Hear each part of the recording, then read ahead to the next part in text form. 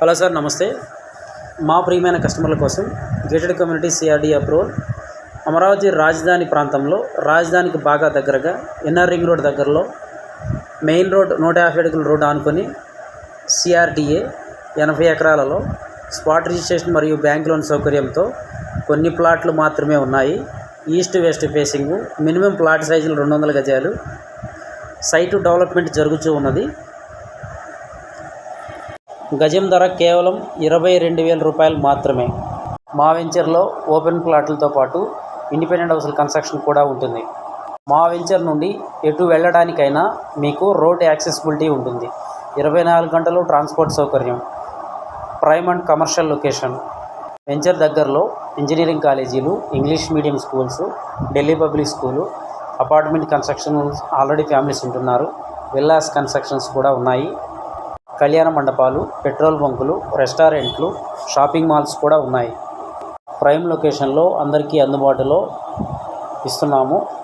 కస్టమర్లు గమనించి site visit కోసం సంప్రదించండి. Thank you sir. రాజధాని అమరావతి నిర్మాణ దశగా వేగంగా అడుగులు పడుతున్నాయి. కూటమి ప్రభుత్వం కొలువుదీరిన తర్వాత మళ్లీ పనులు మొదలయ్యాయి. నిర్మాణానికి నిధులు ఇచ్చేందుకు అంతర్జాతీయ సంస్థలు సైతం ముందుకొస్తున్నాయి.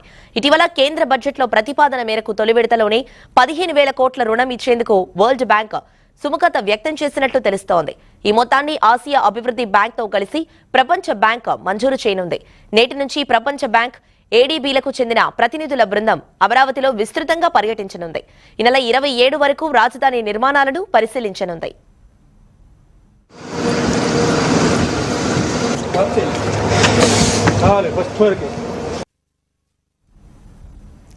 మరోవైపు రుణం మంజూరుకు సంబంధించి వివిధ అంశాలపై రాష్ట్ర ప్రభుత్వం సిఆర్డీ అధికారులతో చర్చించనుంది. ఇటీవల అమరావతిలో పర్యటించిన 4 సభ్యుల ప్రపంచ బ్యాంకు బృందం సీఎం చంద్రబాబుతోనూ సమావేశమైంది. వాస్తవానికి 2019కి ముందే రాజధాని నిర్మాణానికి ప్రపంచ బ్యాంకు రుణం ఇవ్వడానికి సిద్ధమైంది.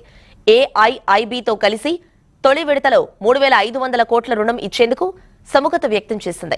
ఇందుకు అవసరమైన ప్రక్రియ సైతం పూర్తయింది. కానీ అంతలోనే ప్రభుత్వం మారింది. మాజీ సీఎం జగన్ అమరావతికి రుణం అవసరం లేదని కేంద్రానికి చెప్పారు. దీంతో ఆ ప్రక్రియ ఆగిపోయింది.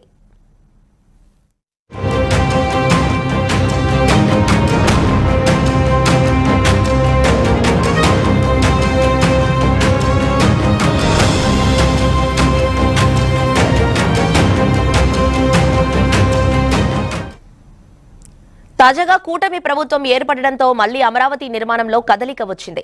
రాజధాని నిర్మాణాన్ని వేగంగా పట్టాలెక్కించేందుకు చంద్రబాబు సర్కార్ కేంద్రాన్ని సాయాన్ని కోరింది. దీనికి కేంద్రం సానుకూలంగా స్పందించింది. ప్రస్తుత ఆర్థిక సంవత్సరంలోనే విదేశీ ఆర్థిక సంస్థల ద్వారా 15,000 కోట్ల సాయం అందజేసేందుకు ఆమోదం తెలిపి బడ్జెట్లో ప్రతిపాదించింది. కేంద్రం సూచనతో ఏడీబీతో కలిసి ప్రపంచ బ్యాంక్ అమరావతికి రుణం